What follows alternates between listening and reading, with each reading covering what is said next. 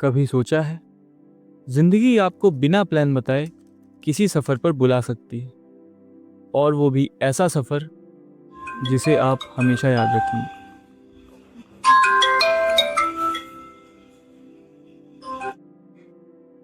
Hello. Kedarnath चलना है क्या? क्या? केदारनाथ धाम चलना है क्या? वहां कौन नहीं जाना चाहता? वहां जाना तो हर एक इंसान का सपना है। ठीक है, सुबह 5 बजे निकलेंगे। अरे, अरे सुन तो। हेलो। बाय।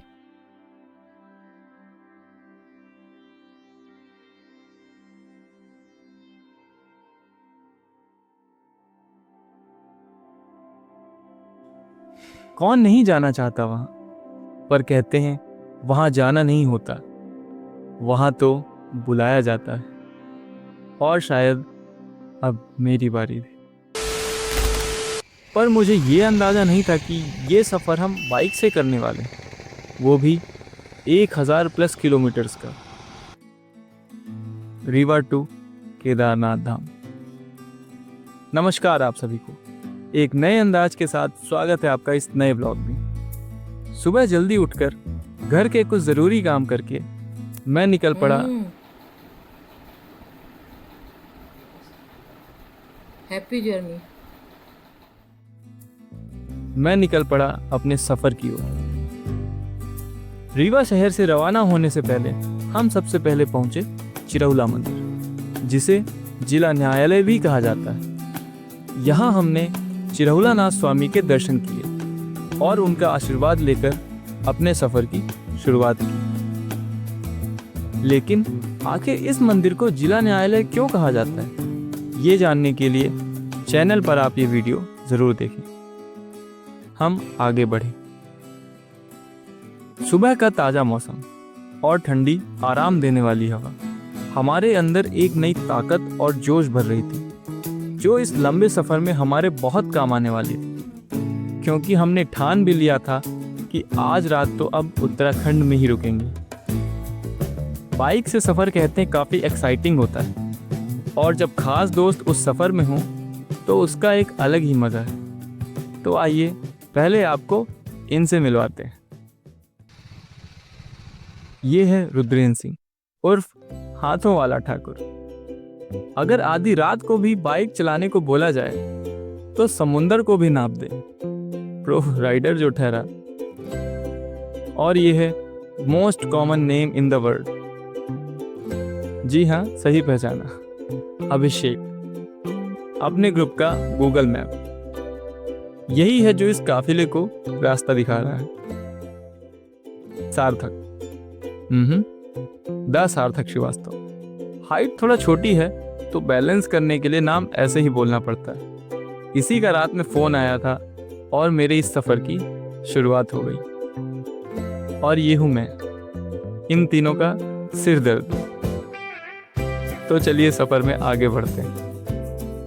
रीवा शहर के गांव और कस्बों को पार करते हुए हम आगे बढ़े और पहुंचे प्रयागराज, एक ऐसा शहर जिसे तीनों लोकों का संगम कहा गया है। यहाँ गंगा, यमुना और सरस्वती, इन 3 पवित्र नदियों का मिलन होता है, जिसे त्रिवेणी संगम कहा जाता है। यहीं होता है कुंभ का महापर्व, और इस साल हुआ था महाकुंभ, जिसे पूरी दुनिया हमेशा याद रखेगी।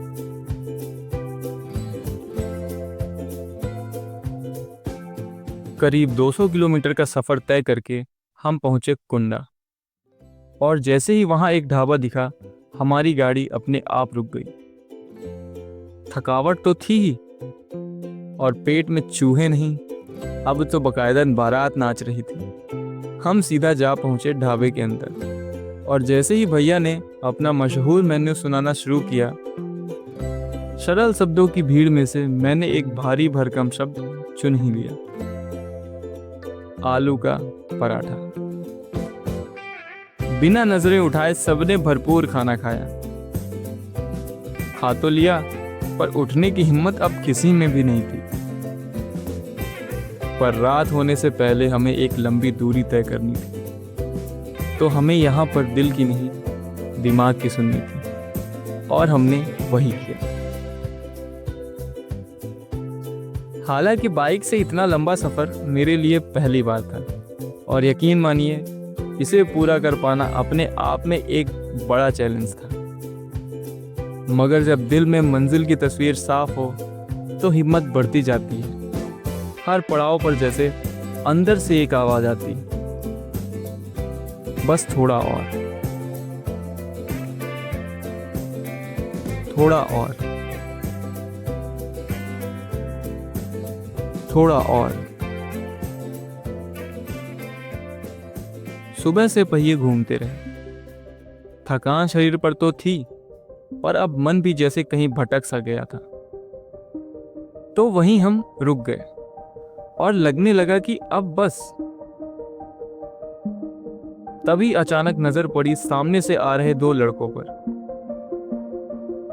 तपती दोपहर, कंधों पर भार, पाँव में छाले, लेकिन चेहरे पर बस अटूट श्रद्धा और हल्की सी मुस्कान।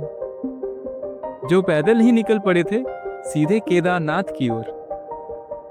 उन्हें देख लगा जैसे हमारी थकान गायब सी हो गई और हमारे अंदर जैसे नया जोश सा भर गया हो।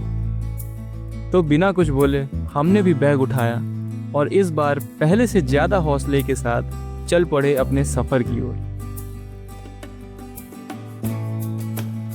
अपने रीवा शहर से अब तक हम आधे से ज्यादा का सफर तय कर चुके थे, लेकिन मन शांत था और अब 200 किलोमीटर का ही रास्ता बच रहा था।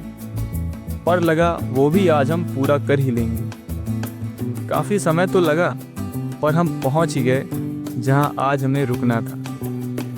देवभूमि उत्तराखंड, हल्द्वानी शहर में। अब यही से हमारा कल का सफर शुरू होगा। जैसे ही हम पहुंचे हमने एक होटल रूम ढूंढा, सामान रखा और चैन की सांस ली। सब बहुत खुश थे क्योंकि आज का टारगेट आखिर पूरा हो ही गया और प्लान के मुताबिक कल केदारनाथ भी पहुंच ही जाएंगे। ये सोचकर सब आराम से सो गए। लेकिन हम उस खबर से अनजान थे जो हमारा आगे का सफर शायद यहीं रोकने वाली थी।